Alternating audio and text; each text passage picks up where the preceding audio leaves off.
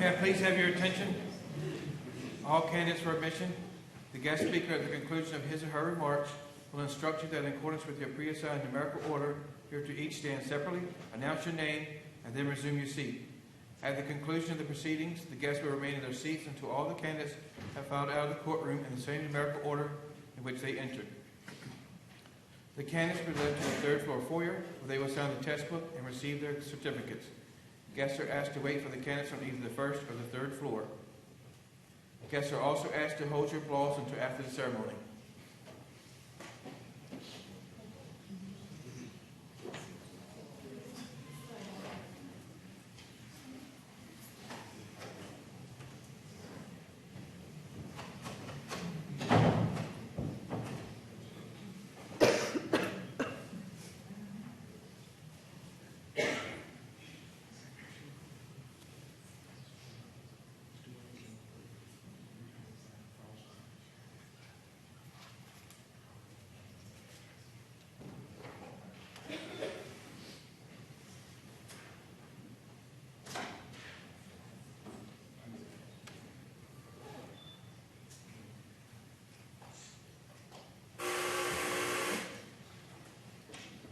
All rise.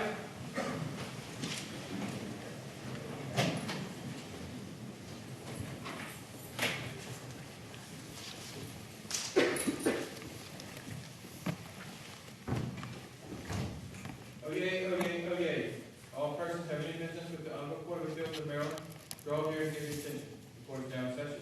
God save the state and the Honorable Court. Please be seated. Good morning, all. Welcome, everyone, to Maryland's State Supreme Court, the oldest appellate court in the nation, and known for more than 300 years as the Court of Appeals of Maryland. The ancestry of the court can be traced back to the mid-17th century. We're old. We're not that old, but the court is that old. That's more than 100 years before the American Revolution, for those of you who are history buffs. The scarlet robes and white tabs that we wear are part of the court's heritage. This is the judicial attire worn by our predecessors immediately after the American Revolution. Now, I will not take up your time to review the long history of our Court of Appeals or of the Bar of Maryland, shortly to include the women and men who are before the court this morning. I would, though, like to mention just a few of the most notable members of the bar. Samuel Chase, an early member of the United States Supreme Court, Francis Scott Key, who, as you all know, wrote our national anthem, the Star-Spangled Banner. And this year, of course, we are celebrating the bicentennial of that famous work. And Thurgood Marshall, the great Thurgood Marshall, a Marylander who is a more recent, far more recent than Samuel Chase, member of the Supreme Court of the United States. Let us now, though, turn to the matter at hand. For you, the main event, you're being sworn in as lawyers of the Maryland Bar. We, of course, will do that, but we always require, and today will be no exception, a light dose or sprinkling of commencement day rhetoric to be delivered by a distinguished member of the Maryland Bar. Accordingly, for that purpose, I call on Mr. David Kopstein, Esquire, President of the Maryland Association for Justice. Good morning. Good morning, Your Honor. May it please the Court, my name is David Kopstein, and I am the current President of the Maryland Association for Justice, formerly known as the Maryland Trial Lawyers Association, and we are the largest specialty bar association in the state. With your permission, I'd like to introduce the judges of this court to the assembled applicants and their guests. From your left to your right, ladies and gentlemen, on the left is the Honorable Shirley M. Watts from Baltimore City, the Honorable Clayton Green, Jr. from Anne Arundel County, the Honorable Glenn T. Harrell, Jr. from Prince George's County, the Chief Judge, Mary Ellen Barbera from Montgomery County, the Honorable Lynn A. Battaglia from Howard County. Good morning, everyone. And the Honorable Robert N. McDonald from Baltimore County. It is my privilege and high honor to move the admission of these candidates today. Over the course of my career, I've appeared before this court to argue cases quite a few times, and this probably is the warmest reception I'm ever going to get. Allow me, please, to say a few words to the applicants. Please. Ladies and gentlemen, exactly 35 years ago tomorrow, to the day, I stood where you now stand. After having spent the preceding 3 years accumulating both knowledge and debt, perhaps more of the latter than the former, and being thoroughly pummeled by the Socratic method, I was thrilled to be taking my place as a member of the bar, following in the professional footsteps of people like John Adams, Abe Lincoln, Clarence Darrow, Thurgood Marshall, and Perry Mason. I'd received a good education, but I soon found that even the best legal education can leave you ill-prepared for the actual practice of law. I had to learn many things the hard way, and no doubt, so will you. And now that I'm just a bit closer to the end of my career than the beginning of it, I want to take advantage of this opportunity to give you a few words of advice. Improve and safeguard your reputation and that of our profession. If you're tired of hearing people snicker and refer to ours as the world's second oldest profession, or having them compare you unfavorably to a used car salesman, I suggest that you do something about it. The way you conduct yourself and the respect you show for the legal system can and will influence the public's perception of our profession. So never compromise your professionalism. Make your integrity your highest priority and never compromise it. Once you give your word, never go back on it, even if you wish you'd never given it. And always resist the urge to disparage judges, lawyers, even those you think really deserve it, and certainly not the legal profession. In the modern world, much more so than when I first became a lawyer, even what you think you are saying privately can and will become public. Please understand, and this is a difficult concept for young lawyers sometimes, that civility is not inconsistent with zealous advocacy. Treat opposing counsel with respect and consideration. And even when you encounter a complete jerk, don't stoop to his or her level. Resist the temptation to compensate for your lack of experience with aggressiveness. There is no advantage to be gained that way. Become active in a bar association or similar organization. As the activist Marian Wright Edelman said, public service is the rent you pay for living on this planet. Pay that rent and pay it forward. The Maryland Association for Justice, my organization, is but one of many bar associations in Maryland. Find one that's right for you, or join a civic association. Through your involvement, you will benefit your community. You also will make friends, learn a lot, improve your perspective, and enhance your standing in the community. If you go into private practice, and many of you will, choose your law partners carefully. You will spend at least as many of your waking hours with your law partners as you do with your spouse or significant other. And I can tell you, thank goodness not from personal experience, but that a bad split with a law partner can be as bad or worse than the worst marital divorce you ever heard of. I was fortunate enough to have as one of my partners a man now retired who was honest, smart, hardworking, and funny.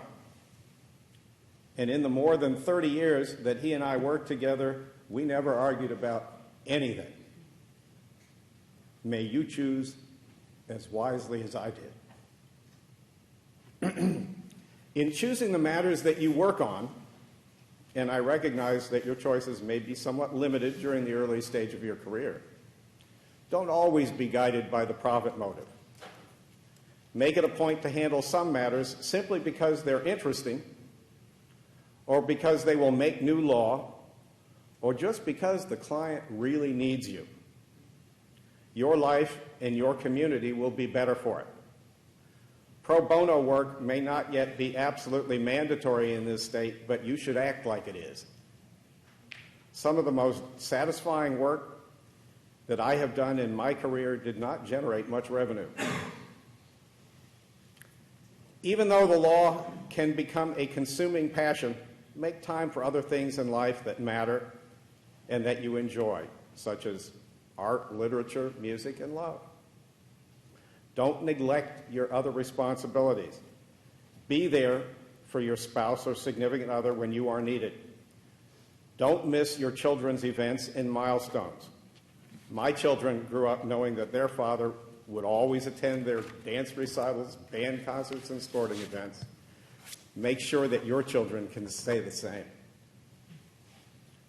The most important piece of advice I can give you is enjoy the ride. And what a ride it will be. You have no idea. I promise you that if you dedicate yourself to becoming a great lawyer and never phone it in, you can and will experience in your career successes that will give you a feeling of elation and personal satisfaction that is beyond anything that you can possibly imagine.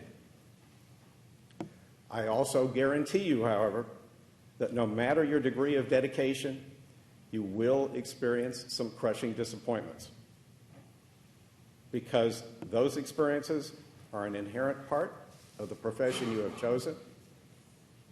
They also are an inevitable part of life itself. I will leave you with this thought. 35 years from now, one of you may find yourself standing where I now stand, addressing a group of starry-eyed newcomers who do not yet fully appreciate the nature of the journey on which they are about to embark. When, at that point in the distant future, you sit down to prepare your remarks, you will reflect not only on various episodes in your own career, but also on the direction that the legal profession itself has taken and the role you have played in that. It is my wish that when that time comes, each of you will be in a position to do that with a clear conscience and with as much satisfaction as I can. May your successes be many and your disappointments be few. I congratulate you and welcome you to the bar. And now, with the permission of the court, I move for admission to the Bar of Maryland the candidates seated here before you, and I request, in accordance with the pre-assigned numerical order, that the candidates stand individually, announce your name, and then be seated. Justin Paul Ottomani. Crystal May Acevedo. Ogechi Cynthia Achugo. Beatrice Abenola Adele. Victoria Fulwilter Adeton Nicola. Cindy Nicole Atkins. Lele Odovan Abad. Andrew Joseph Pack. Benjamin Frank Eaton. Rachel Aiken. Sayeda Sarah Afner. Jessica Christina Hadador. Sahiani. Heather Nicole Aquino. Emily Kate Paul. James Clifford Altman. Layla Julia Pellegrino. Courtney Blair Amalon. Callie Merrill Emerson. Leslie Joshua Overhauser.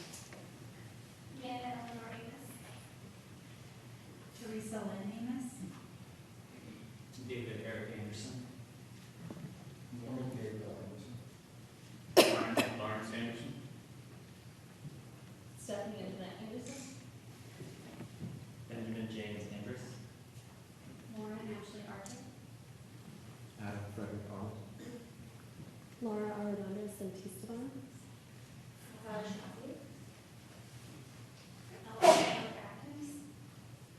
Michael Fitzgerald.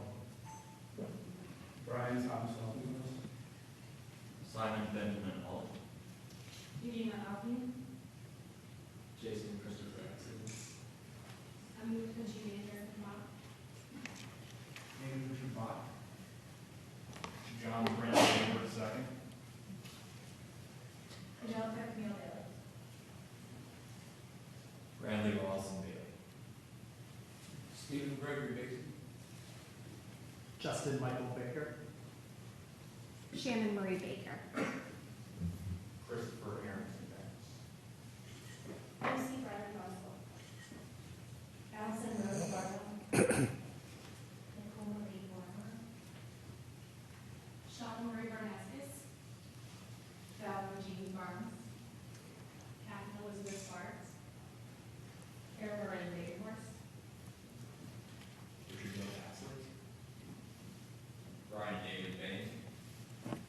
Chairman Paul Eli Harriman. John Michael Blue. Colin Beckman. Carrie Lee Eaton. Shay M. Viper Ackman. William Collins Bell. Christina Denabella. Catherine Marie Benares. Thank you. And thank you, Mr. Kopstein. Your remarks were very wise, insightful, and I certainly hope that all of you listen carefully and will take them to heart. I will now call upon Judge Robert McDonald to respond to Mr. Kopstein's motion on behalf of the court. Judge McDonald. On behalf of the court, I welcome you to the Maryland Bar. It took a lot of work and dedication on your part, on the part of those who supported you, and I commend you for your efforts. Mr. Kopstein has given you some very apt advice on your new career, and I hope you'll remember and apply it. I can't improve on that advice. I will just mention three things: a choice, a promise, and an invitation. First, I'm sure by now you've all memorized the Maryland lawyers' rules of professional conduct. But I just wanted to point out something that it's easy to overlook when you're getting to the rules, and when you're intent on getting to the rules themselves. The first sentence of the preamble to those rules says that a lawyer is a representative of clients, an officer of the legal system, and a public citizen, with special responsibility for the quality of justice. You made a choice to take on that responsibility when you decided to become a lawyer. And that responsibility applies whatever you end up doing as a lawyer, and I realize that for many of you, that's still a question to be answered. Second, the promise. You're about to take an oath, and in that oath you're going to promise to do four things. To conduct yourself fairly and honorably. Sometimes, as Mr. Kopstein was mentioning, we lose sight of this in our effort to be zealous on behalf of a client, but that's our pledge. Second, to bear allegiance to the state of Maryland. Whatever your particular role as an attorney, you have a calling to serve in some way the people of this state. Third, to support the laws and Constitution of Maryland. And fourth, and above all, to be true to the United States Constitution and the supreme law of the land. And if you're a naturalized citizen, or you served in the military or held public office, maybe you've sworn that before, but for many of you, this will be your first opportunity to swear to uphold the Constitution.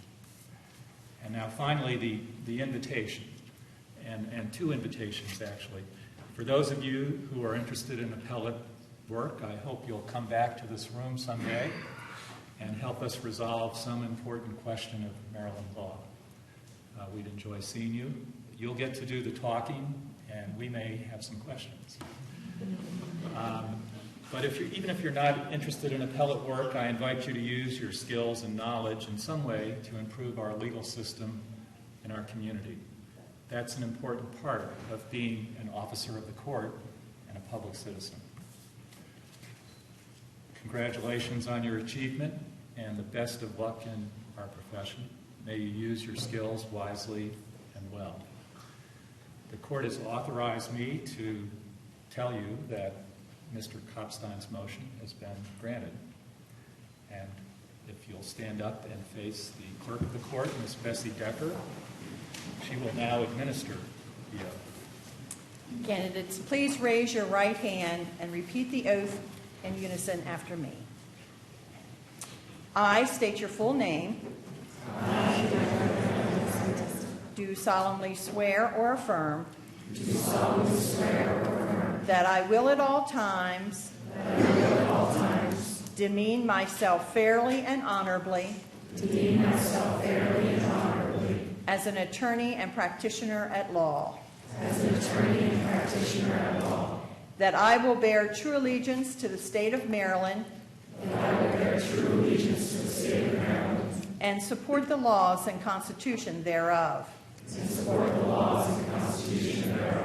And that I will bear true allegiance to the United States. And that I will support, protect, and defend the Constitution.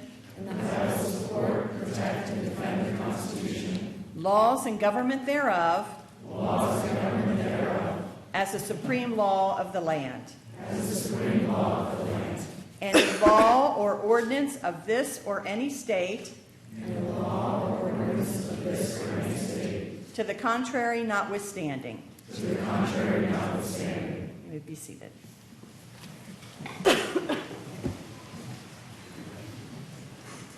Allow me now to add to the sentiments so well expressed by my colleague, Judge McDonald, with my heartiest congratulations and my warm welcome to you, my brothers and sisters at the bar. As of today, you join the ranks of many other men and women who have been called to the profession. Know, please, that the court expects and has no doubt that each of you, throughout the many years of your practice, will support and enhance the fine profession of which we are all members. In that vein, I will double down. I will echo Judge McDonald's sentiments to urge you, please, to find some way in the ensuing years to use your knowledge, the trust and confidence that this court has placed in you, and your newly acquired status as a member of the Maryland Bar, to devote just a bit of your time, please, in some form of public service. As has been famously said, we all know it, to whom much is given, much is expected. Finally, let me note the court's recognition that most of you simply would not be here today would it not be for the ever-present support and encouragement of your families and friends. And I'm looking upon many smiling faces as I say that. On your behalf, permit me to express to them your heartfelt thanks and your deepest appreciation, coupled with your pledge to them that beginning today, you will begin your own personal crusade to add additional luster to the bar of this court and to the legal profession in our state. On that happy note, the court will adjourn until 10:15 this morning. In the meantime, it may be well in order to give this newest round of Maryland attorneys a round of applause.